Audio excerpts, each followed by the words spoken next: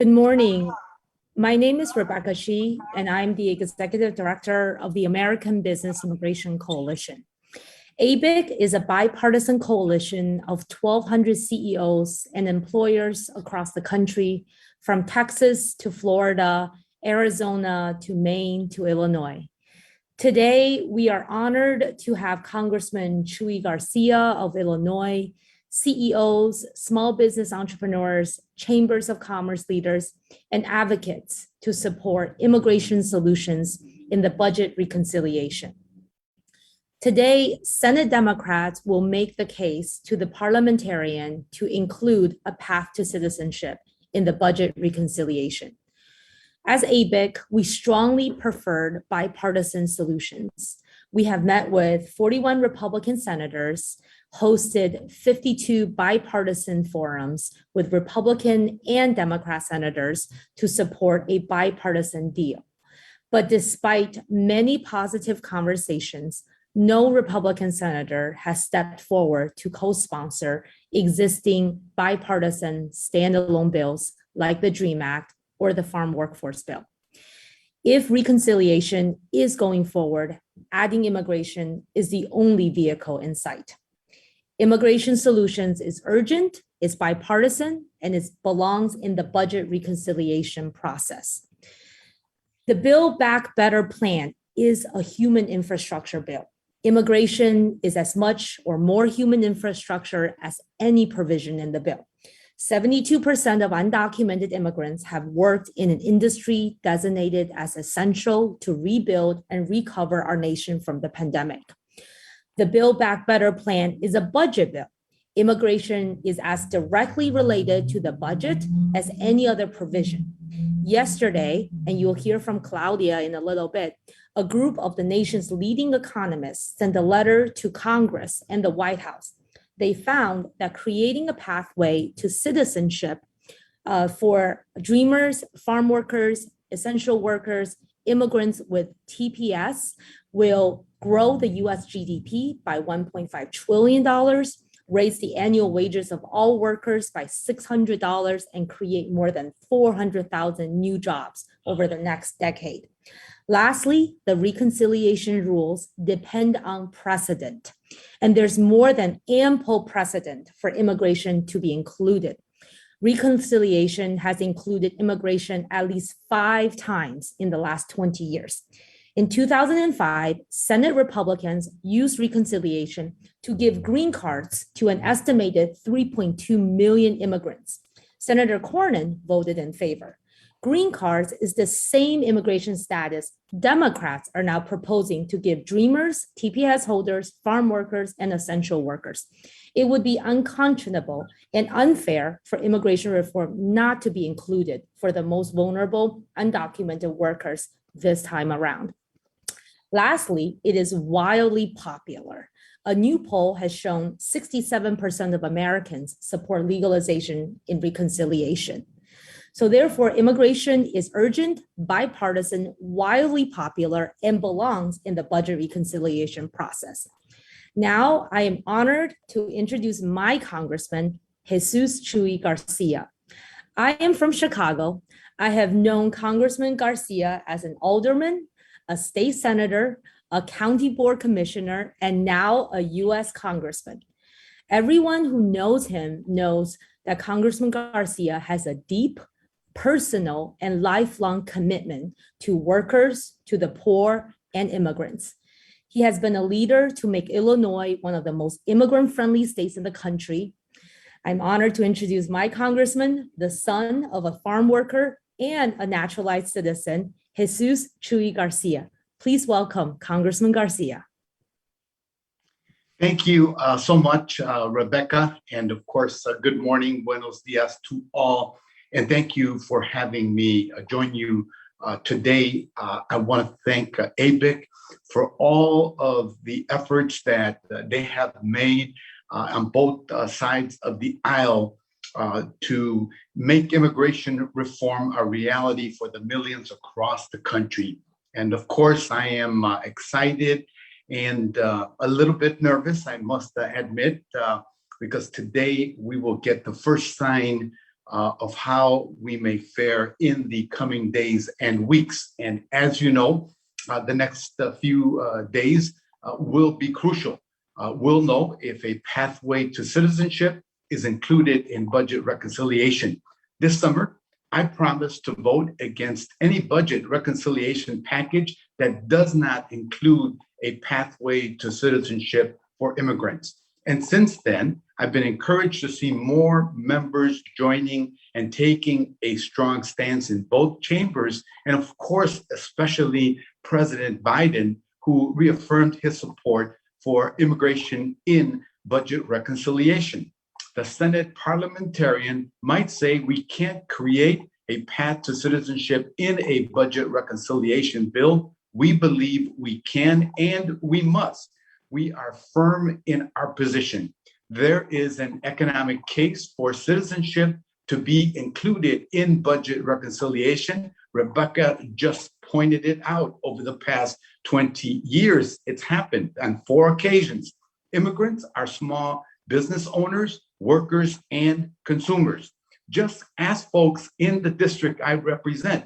30 of my constituents are foreign born, and all of them contribute in one way or another to our diverse and vibrant local and state economies. In fact, I live in La Villita, Little Village, a neighborhood that features an extremely active economic corridor. It's the highest grossing shopping and revenue producer after Chicago's downtown Magnificent Mile. We call it the second Magnificent Mile in Chicago. You find restaurants, grocery stores, bridal stores, and a variety of businesses owned by immigrants. And you can find this throughout all of my district in the city and suburban communities that I represent as well. So every day I experience the incredible contributions that immigrants make to our economy. My neighborhood is living proof that we need a pathway to citizenship in the budget reconciliation bill. My position is firm. No immigration reform, no vote. Look, the Democratic leadership cannot lose more than 3 votes. So let's raise the stakes. It's time to stop gambling with immigrant lives. This is our time to make immigration reform a reality for all, not just because it's good for the economy, but because it's the right thing to do. We've got 11 million people counting on us, and I'm proud to be part of a coalition defending and uplifting our communities. I look forward to working together to make our case and ensure that we get the best out of immigrant and mixed status families. Thank you. Thank you so much, Congressman. It's truly an honor to have you here. My name is James O'Neill. I'm the Director of Outreach for ABIC. And it is now my pleasure to introduce Ms. Claudia Flores, the Associate Director of Policy and Strategy on Immigration for the Center for American Progress. Claudia? Thank you so much, James. And thank you so much, Congressman, for your leadership on this issue. I want to begin by thanking the American Business Immigration Coalition for bringing us together for such a timely and urgent conversation. For those who have joined us today, Congress is steps away from securing our economy and our families by enacting long overdue permanent protections for hundreds of thousands of dreamers and temporary protected status holders who on average have called this country home for at least 2 decades. And also for the estimated 5 million undocumented workers who have kept us safe and healthy as frontline workers throughout this pandemic. As the Center for American Progress has long argued, a pathway to citizenship for undocumented immigrants is both a moral and economic imperative. These policies grow our economy, they create new jobs, and ensure families stay safe and together. This spring, the Center for American Progress worked with labor economists at the University of California, Davis Global Migration Center on a study which found that creating a pathway to citizenship for dreamers, those eligible for TPS, and undocumented immigrants in essential occupations, including farm workers, would grow the US GDP by $1.5 trillion, raise the annual wages of all American workers by $600, and generate more than 400,000 new jobs over the next decade. Economies across the country agree. As Rebecca shared earlier today, this week, more than 50 of the nation's leading economists sent a letter to Congress urging them to include a pathway to citizenship in the final budget reconciliation package. They argued that granting a pathway to citizenship for millions of aspiring Americans will bring expansive economic benefits to communities across the country while having a significant impact on the federal budget, not only for those who are directly impacted by the policies, but for the larger systems, families, and the workforce that immigrants comprise. As we've said, a pathway to citizenship for undocumented workers in the Build Back Better plan would not only give workers the protections they deserve, but also provide families the certainty of remaining together in the country that they long have called home. At a time when the country is seeking to recover from the economic devastation that followed from the pandemic, this economic growth policy would also ensure that our country's economic recovery is as just, equitable, and robust as it has to be in order to meet the challenges we face. A clear example that we have is the case of Dreamers. The Deferred Action for Childhood Arrivals program unleashed potential for hundreds of thousands of young immigrants. Many of them continue to be barred from the protections that DACA affords. These are people that, thanks to DACA, have been able to access jobs that better match their talents. They've attained new educational opportunities. And we believe that a federal legalization program would also unleash that same potential and boost the contributions that immigrants are already making to the country and to the communities that they belong to. So we are very excited and very optimistic that we are going to win, that we are going to receive a positive ruling from the parliamentarian. And we also ask you to join us in this fight, to continue to contact your members of Congress, particularly your senators, so that they can hear from you how such policies will benefit your communities. Granting legal status to undocumented workers will ensure that these workers are part of the formal economy. It would increase their spending power. This is money that goes directly to state and local communities. And this is money that can help us recover as we continue to face the ongoing challenges of COVID. So I am very thankful to be here today. And I'm very positive that based on what we are hearing, that we are going to finally get across the finish line and provide the long overdue protections that workers and families need in this country. Thank you. And with that, I'll pass it back to you, James and Rebecca. Thank you, Claudia. I'm very excited next to introduce one of the small business entrepreneurs that you mentioned that are so incredibly vital to the U.S. economy, Ms. Mayra Gallo. Mayra, you're muted.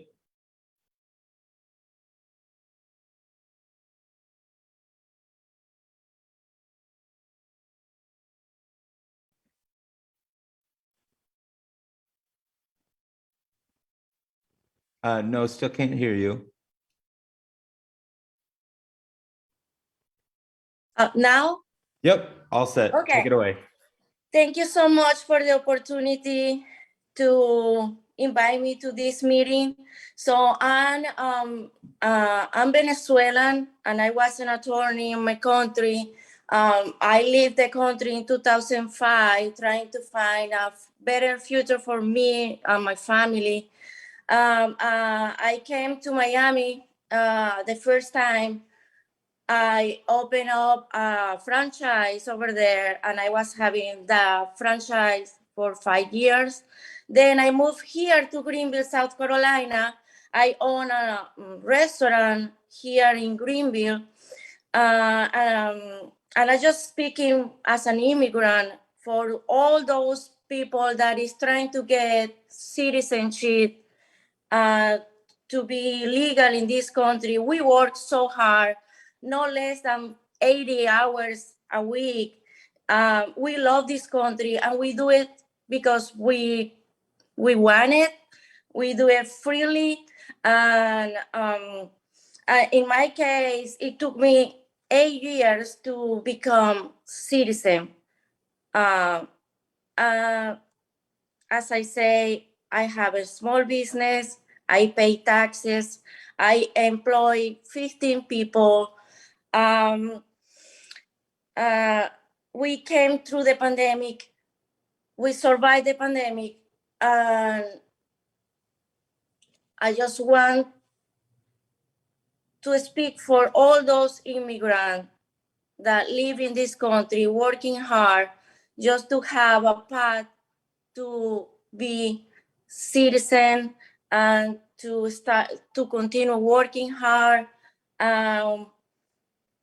Just my case is a example of how we work for this country to make it better. But thank you so much, and I hope we can have good news very soon. Yes, gracias, you. Mayra. We appreciate you being here and sharing your story of coming to the United States. Next, I'm excited to introduce Mr. Frank Knapp, who represents small businesses all around South Carolina, like Mayra's. Go ahead, Frank. Thank you very much, James. I am Frank Knapp, President and CEO of the South Carolina Small Business Chamber of Commerce that I co-founded 21 years ago. All we hear about today from small business is the labor shortage, but the labor shortage is not new. The U.S. has always had fewer workers for available jobs because the unemployed are not where the jobs are, or they don't have the right skills or education, or they don't have transportation or childcare. So why are we holding back possibly millions of immigrants who have temporary legal status and thus an uncertain future from participating at 100% in our economy? How much worse will our labor shortage be if we deport 800,000 DACA recipients, every one of whom has a job or is in school? Losing our 400,000 temporary protected status immigrants to deportation or leaving the country voluntarily will be an economic disaster. Providing legal status to these immigrants and possibly a path to citizenship will avert this eventual loss of consumer spending and employees that would reduce the productivity of our nation's small businesses and, of course, reduce the taxes paid to the federal government. One way or another, the issue of immigration reform belongs in the budget reconciliation legislation. If we don't have the proposed reforms, the nation's problems will get worse, especially for labor problems. Federal revenues will go down and federal programs to address the problem will cost more. Clearly, immigration reform will enable these students and workers to build a better life for themselves and their families that will generate more workers and more small businesses in this country. For the business community, this issue is about growing our economy. Clearly, this will also grow our federal revenue while cutting the need for federal programs. Thank you. Thank you, Frank. We appreciate your expertise and keep plugging away on the great work that you're doing in South Carolina. Moving just north to your neighbor, I'm happy to introduce Manolo Betancourt, a bakery owner of Manolo's Bakery in North Carolina. Thank you. Good morning, everybody. I'm Manolo Betancourt. I am a baker, but I don't sell cakes. I sell happiness. After 20 years in the US, I have created several businesses and I became a community changer. Right now, I'm employing more than 40 people and we deliver our products almost in 100 stores around North Carolina and Virginia. I'm the one who pays Governor Cooper's taxes, salary. With all my taxes, I paid a lot of several public service salary. And it's important to talk about the hypocrisy of the system.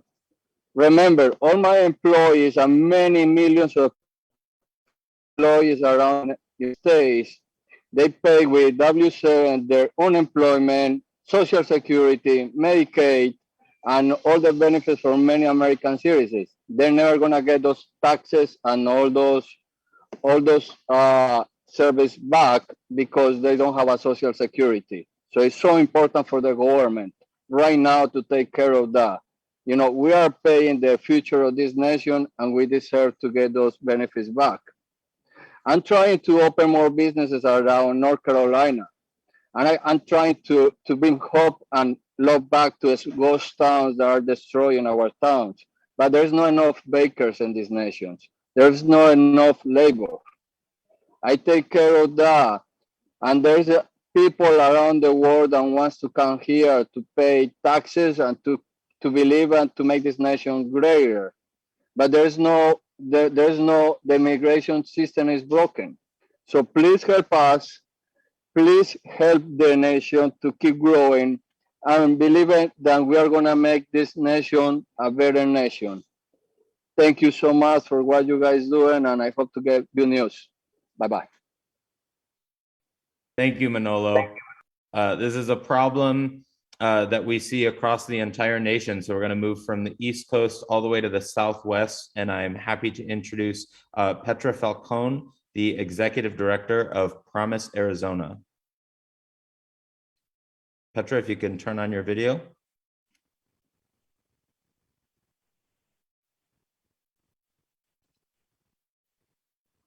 And then you're also still muted. So just unmute your microphone and you'll be good to go. All right, there we go. Am I good? Awesome.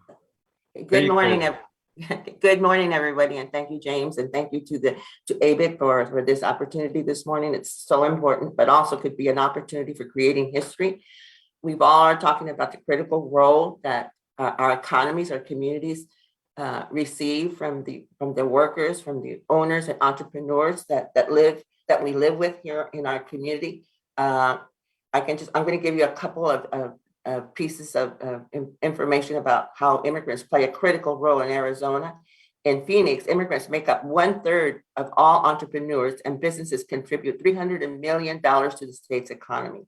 50% of the employees in the landscaping industry are immigrants. 63.1% of workers in the agricultural community are immigrant. Immigrants paid $50.7 million in state and local taxes in 2018, and households led by immigrants had $21.1 billion in spending power in 2018. And immigrant entrepreneurs in Arizona generate more than $1 billion in business revenue. Promise Arizona is a nonprofit community organization, and we provide workers in the community, especially immigrant workers. We provide legal services, adult education, and health education. And in our history, we have registered over 70,000 new voters in Arizona. And personally, as a community organizer, I have been working on comprehensive immigration reform for over 25 years. So Congressman, we're with you. So we need to get that done this year.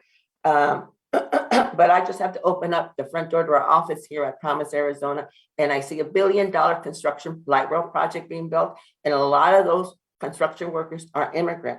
And then I can just look up and down our corridor here on South Central, and those are immigrant entrepreneurs. And one particular family is the Cano family. They have been working a hot dog stand for over 20 years. The couple, they are undocumented and have not benefited from any kind of public benefit, whether it's healthcare, whether it's the stimulus packages this year, or even the payroll protection plan. But more importantly, they have been able to work hard so that their child is now a freshman at Arizona State University. The point is that immigrants contribute every single day, whether it's the people across the street that are building the light rail, or next door, they're in the restaurants, working in the restaurants daily so that we can eat that food that we love, or they are down the street at the tire shop. They are here, and they have been contributing. I mean, just the amount of money that they've been paying in state and local taxes is that argument alone. But I think what's more important is that people like the Cano family with their hot dog stand, what else could they have done? Mr. Senor was just talking about he wants to have more businesses. Well, they would like to have a mobile vehicle so that they could go up and down the corridor selling their food.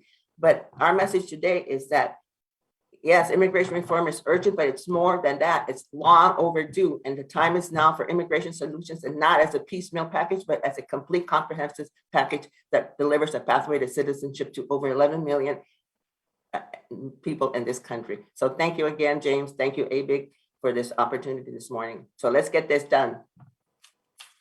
Thank you, Petra, for joining us. Also joining us from the great state of Arizona, we have Tanairi Ochoa Martinez, the Interim Services Director for Living United for Change in Arizona, or as you may know them better, Lucha. Thank you, James, and thank you for having us. It's a pleasure to be here. I've had the opportunity to work with Latino-owned businesses and immigrant businesses. About 75% of those that I worked in the past 6 years here in the state of Arizona were immigrant-owned. And I can tell you when Arizona passed Prop 206 to raise the minimum wage to $15, the forefront businesses that were supporting this and advocating for this and contributing funds to raising the minimum wage were the locally owned immigrant businesses. Not the corporations, but our mom and pop shops, immigrant-owned businesses that supported raising the minimum wage successfully here in Arizona. Lazos, a branch under Lucha, is dedicated to serving these small businesses, immigrant-owned, Spanish-speaking businesses in Arizona. And I can tell you that from our experiences working hand by hand with these businesses, they are the ones creating jobs day by day and are the ones willing to give these benefits, pay benefits, and increase in salaries to our community. And they're an asset. Statistically, in the past recessions and depressions in the United States, it was the small businesses who brought back and built back the economy. It is crucial that we support these businesses. And the immigrant-owned businesses, I mean, getting that pathway to residency or citizenship will be so important for them to continue doing business here, not only in Arizona, but in the United States, and be able to support and have their family safe here in the United States while they do, while they're building back our economy. Thank you. Thank you so much. Our tour of the United States continues as we move to the Midwest, and I'm happy to introduce Johan Hayag, a DACA recipient, but also the chief strategist for Activo Athletics in Wisconsin. Hey guys, my name is Johan. I am a dreamer, I'm a DACA recipient, and I'm also a co-founder of a startup called Activo Athletics. We're a sustainable athletic wear company where we source from recycled and sustainable materials to make your favorite joggers. We're also a strong 5-person team. We've secured contracts from several organizations, from nonprofits to athletic organizations, and I have plans to introduce collections in the next few months. Having a pathway to citizenship for myself and others, this would allow us to pursue interest in the US, whether it's to apply for loans from banks, to fund our expansion for the business, or even get a mortgage for our house. This would allow myself and other undocumented people to contribute more into the US economy. I've seen firsthand the impact of the lack of workers in our industry. The garment textile industry heavily relies on immigrant workers, and due to the lack of visa, work permit grants, and even during the COVID-19 pandemic, this industry has been decimated. This means jobs in the US that are lost and contracts sent to other countries like China and India, which means a huge decrease in the US economy. The New York Times reported back in 2012 that the US textile and apparel industry exports about $22.7 billion. And I first moved to the US around 2002 when I was 8 from the Philippines. That was 17 years ago. My dad came here to work as a pastor. We were on the path for legal citizenship where we worked with a lawyer. However, the lawyer we worked with failed to properly petition for us because of my dad's type of work. And that was something new that the lawyer never worked on. This put us in a state of limbo that went on for years and lacked the ability for my parents and I to work legally. It was definitely a lot of financial stress at that time. My parents had to be smart and frugal during that period. They helped develop my interest in sustainability early on. My mom, for example, she would make a lot of our Halloween costumes and other things from old clothes. She made my sister's prom dresses from old dresses.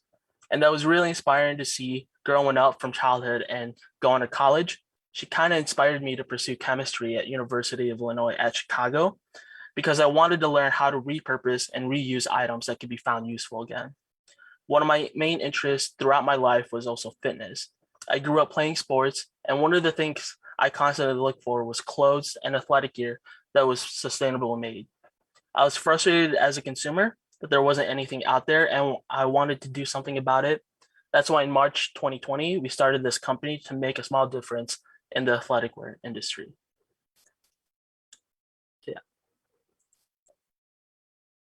Thank you so much, Johan, for sharing your story. That takes a lot of courage to do that. And so we absolutely appreciate you being here and sharing your time Next up, I'm very happy to introduce Mr. Mamba Hamisi, the owner of Baobab Fair in Detroit, Michigan. Hello, my name is Mamba Hamisi. I was born and raised in Burundi, Central Africa, a small country. I came in this country in 2015, joined my wife. We both come as refugees, and then we live in a shelter here called Freedom House. Coming in this country without speaking the language and was not easy for us. And at that time we had 2 kids, and then start trying to find a job around, but we couldn't get any. And then that's how we started. And then we had the idea of opening an East African restaurant. So our goal was to try to find out the problem where it was, because as myself and Nadia, my wife, with a degree, we couldn't get a job. We wanted to hire and then to help people who are starting new life in America. So we are hiring mostly refugees around the world, and then to give them the chance, because it's not easy to get the first job in the United States, because that first job can open another door. So as you know, the food industry has gone through a lot with shortage of employees, but we are very lucky and fortunate to have some of refugees around who help. They are there all the time. They work hard. They put everything they can.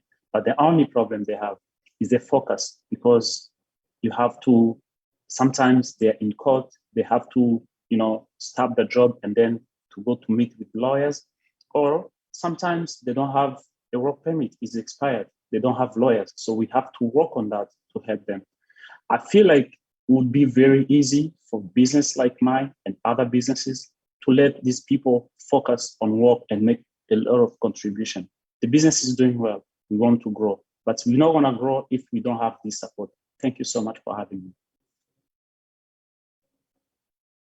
Thank you, Mamba, and thank you for sharing your story as well. It's been great getting to know you over the past few weeks.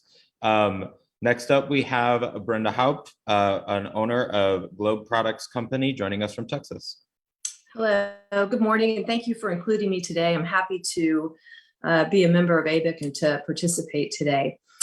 Like James said, my name is Brenda Haupt. I own a manufacturing company in Ennis, Texas. And I would just like to recount the story of a current employee who came to this country 2 decades ago, who is experiencing an inability to get his work permit renewed because he once used a social security number that didn't belong to him. And now, because of harsh US immigration laws and enforcement actions, he's facing not a renewal of his work permit, but deportation. Juan's worked for my company for 10 years, and he's dedicated, skilled, steadfast, and hardworking. He worked his way up from a line worker to a foreman. He's willing to work any needed shifts, and he does so without complaint and with great care. He goes over and above what's required of his duties on a daily basis. And in short, he's a model employee. Juan is a law-abiding, upstanding member of our community who cares deeply for his family, and he has built an honorable life in Texas. He should be able to renew his work permit. He should be able to continue to contribute to the economy of the United States and to pay taxes and to support his wife and children, not to be thrown or left off in the street in Juarez. If he's unable to work, my company will be greatly harmed, as will his family. There are more jobs than employees available. America needs immigrants. It's necessary for my business and countless others. It's necessary to move our economy forward. I ask that Congress include a path to citizenship for Juan and other undocumented workers, especially dreamers, TPS, farm workers, and essential workers in the budget reconciliation bill. It simply can't be delayed further without causing lasting harm to our community. Thank you for having me today. Thank you, Brenda. Unfortunately, we know that Juan's story is not a unique story. It's far too common. But also joining us from Texas, I'm pleased to introduce Mr. Jim Barron, owner of Blue Mesa Grill and TNT Tacos and Tequila.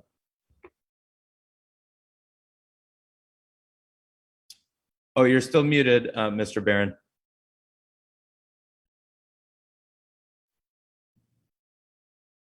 Now, There you go. So we've been in business in Dallas since 1988, over 30 years. Staffing has become a problem over the last couple of years, but right now it's a crisis. We have, in normal times, 250 employees. Our restaurant company, we have 4 restaurants. We do about $12 million in sales. We cannot staff our restaurants right now. Where before maybe 50% of our employees were immigrants, right now it's about 90%, 100% in the kitchens, about 70% front of the house. We literally can't open dining rooms because we can't find people. We need probably 30 employees right now. We can't find anybody. We have an ad in the paper for $25 an hour servers, catering servers. We can't find them. What amazes me is a certain sector of the Republican Party think immigrants are the problem in our economy. They're the solution in our economy. The basic infrastructure jobs in this country have to be filled by immigrants. They're the only people that can do those jobs, will do those jobs. I built a restaurant in Fort Worth 3 years ago. Every trade was immigrants. People like masons and bricklayers and people like that. There are no Caucasian people that do that work. Those old craft skill jobs are all done by immigrants. But every subcontractor, the electricians, the plumbers, the mill workers, every subcontractor was an immigrant filling those jobs. When I talked to the general contractor about his future, he said, I can't take many jobs. I can't staff those jobs. What people haven't said so far is, yes, we have a problem with the people that don't have documentation in the country right now, but there's no visa program that people can come in legally. When somebody says they should just get online, there is no line. We need a visa program so people can come in and fill jobs legally. The reason they're illegal is there's no legal process for them. It's ridiculous. The only way that we're going to be able to be successful is to be able to open the doors to immigrants, not just because it's the human and the right thing to do. It's a necessary thing for us to do. Right now, my kitchen employees, my average salary was about $12 an hour. I'm paying as much as $20 an hour just to attract people. It's a huge inflationary impact on the country. It's affecting the price of goods because all of the workers have to be paid more, and commodities, everything, food is going up in price. That's all a function of labor. If the legislature's concerned with our economy and concerned about inflation, they need to open the door to immigrants. It's the only way we'll survive. Thank you, Mr. Barron, and thanks for making very clear the economic connection that immigration has. Our last guest from Texas, I'm happy to introduce Mr. J.R. Gonzalez, an entrepreneur and the Executive Vice Chair of the Texas Association of Mexican American Chambers of Commerce. James, good morning. Good morning, everybody. As introduced, my name is J.R. Gonzalez. I'm with TAMAC, the Texas Association of Mexican American Chambers of Commerce. We're a 46-year-old organization with a membership base of about 15,000, and we represent over 700,000 Hispanic-owned businesses across the state of Texas. You know, I find it a little counterintuitive that on the eve of Hispanic Heritage Month, that we're even having discussions like this. Hispanic contributions to this country and the contributions from immigrants from all over have been very, very significant. And as we look at this plight that we're in, obviously to echo what Jim and Frank were saying, from a business and economic standpoint, the country is hurting. There are not enough people to fill the jobs. Yet we have able-bodied folks that are TPS, that are dreamers, that are farm workers that are out there doing the job. When this country was in World War II, we gladly had the Bracero program. We had guest worker programs. When we were fighting in World War II in Germany, we brought in immigrant scientists to put them to work to try to solve some of the situations and develop some nuclear power to defend this country. This country is based on immigrants. Yet for some reason, people do not see the value or refuse to see the value of adding and including immigrants into the system. And as Jim pointed out, they're here illegally because there is no legal pathway for these folks to come in here to be practical. In the state of Texas alone, we have over 1.7 million undocumented workers, adding a contribution of 31.9 billion to our to the economy, and 4 billion in Texas. This money, of course, goes to our economy. It's our stores, our restaurants, our hospitals. The taxes that are being paid, $4 billion, 31.9 billion spending power into the economy is very significant. As we look at this, as economists have projected, if they were to create a pathway for citizenship for these dreamers and eligible TPS folks, that it would actually add to the US GDP $1.5 trillion and raise annual wages to workers by about 600 and create over 400,000 additional jobs. As we look at this, folks, I just can't imagine why there is such a resistance. I know it's partisan politics. I know politics are at play, but why can't we set it aside for a second and do what's best for this country?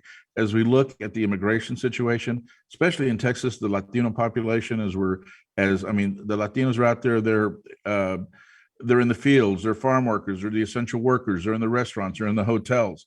And one of the things that the Hispanic culture has really added, I mean, come on. If you look at it, salsa outsells ketchup. Tortillas outsell hot dog and hamburger buns. And for God's sakes, tortilla chips have been outselling potato chips for a long time. It's part of our US culture now. So let's just accept it, come to some sort of agreement of a pathway for legalization and citizenship for these folks, have them contribute to the economy even more so. With that, thank you very much. And let's see if we can't get this issue resolved. Thank you, JR. And our last guest here, I'm happy to introduce Mr. Quang Nguyen, joining us all the way from Maine and from Win Financial Strategies. Hey, good morning, everyone. You can hear me, right? My name is Quang Nguyen. In 2007, I came to the US as an international student, and I was able to get a green card. Has been able to be an active in the community and an entrepreneur. In Portland. Since then, I was able to pursue my career as a financial planning to help individual and family for their financial retirement. Besides that, I was able to open a few businesses in Maine, including a seafood company, importing, exporting seafood, especially Maine lobster, if you may know, and a convenience store and a restaurant that employ over 30 employees at time.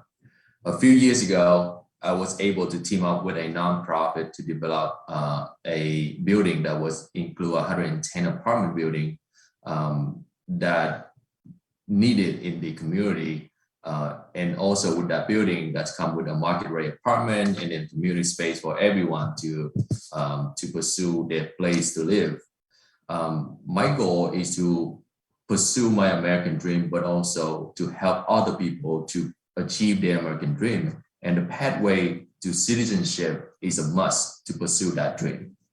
The US needs to reform its entire immigration system, but Congress must start with passing a path to permanent resident for dreamers, for farm and other essential workers, and people who have a temporary protected status and been part of the community here for years. Not acting is unthinkable. It's a waste of so much talent. We estimated in Maine, just looking at the dreamers alone, there are at least 1,500 immigrants youth who would be able to reach their full potential, including being able to access higher education if Congress acts. Maine is the oldest state in the nation with more people over age 65 than under 18, and we cannot afford to lose a single person who wants to be part of our communities and our state. Congress must use the reconciliation process to make sure that we legalize the immigrant already here, and then can work on improving the rest of our out-of-date immigration laws. I couldn't have done everything I've done for Maine if I hadn't had my green card. think of the good that legalizing millions of other immigrants will do to this community and to this country. Thank you. Thank you very much for joining us today. Today, we have seen that immigrant entrepreneurs, beyond just being critical parts of our communities and families, are vital components of our economy across the entire United States. It is good policy and it is absolutely essential that immigration be included in budget reconciliation. There is ample precedent and there is ample need. I urge all of you joining us today to contact your representatives and senators and let them know how important it is for immigration to be included in that budget reconciliation process. Thank you all very much for attending, and please join us next week for a webinar from Florida as we work on a pathway to citizenship for TPS recipients. Thank you all very much.